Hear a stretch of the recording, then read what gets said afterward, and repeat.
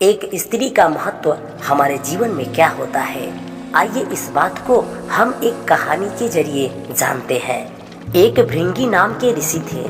वो स्त्रियों को तुच्छ समझते थे। ऋषि भृंगी शिव जी को अपना गुरु मानते थे, परंतु माँ पार्वती को वो अनदेखा करते थे। एक तरह से वो माँ पार्वती को भी आम स्त्रियों की तरह साधारण और तुच्छ ही समझते थे। महादेव जी ऋषि के मन की बात जानते थे। वे भृंगी के इस स्वभाव से चिंतित और खिन्नित थे। एक दिन शिव जी ने माँ पार्वती जी से कहा, आज ज्ञान सभा में आप भी चलें।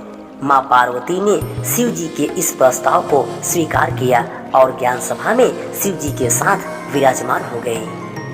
सभी ऋषिगण और देवताओं ने माँ और परमपिता को नमन किया और उनकी प्रदक्षिणा की और अपना अपना स्थान ग्रहण किया।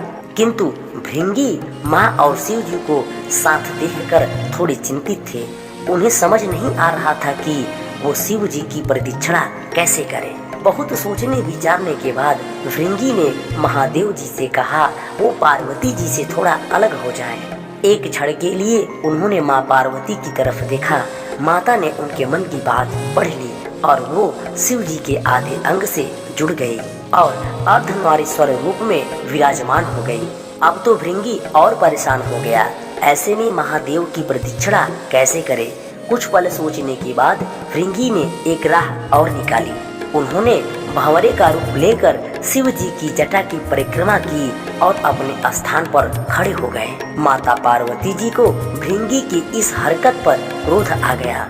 उन्होंने भृंगी से कहा, हे भृंगी, तुम्हें स्त्रियों से इतना ही परहेज है तो क्यों न तुम्हारे शरीर से स्त्री शक्ति को पृथक कर लिया जाए। और ऐसा कहकर माँ ने उनसे स्त्री तत्व को अलग कर दिया।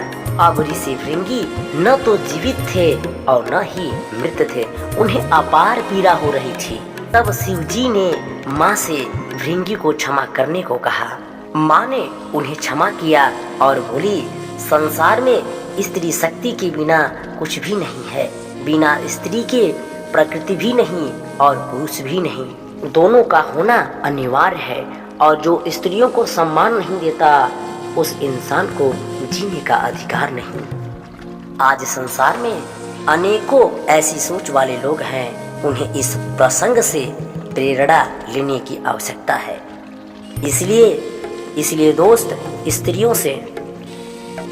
स्त्रियों से उनका सम्मान न छीने, खुद जिए और जीने दीजिए। स्त्रियों के